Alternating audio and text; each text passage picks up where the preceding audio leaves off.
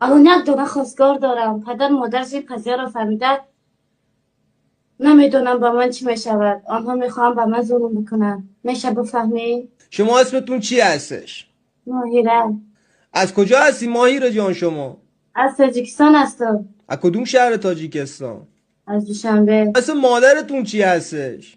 اسم مادرم گلشنبه. اگر که خوشی اجازه دارم. بدی من یه دونه طالبینی هندی واسه شما بگیرم. میشه؟ بله. از موکلم ابو خلف سوال میپرسم که ماهیره خانم فرزند گلشنبه از تاجیکستان شهر دوشنبه که تمام خواستگاراش مردن، آیا این خواستگارش زنده میمونه؟ میتونه با این خواستگارش به خوبی و خوشی زندگی بکنه؟ کی تو کس گلشنبه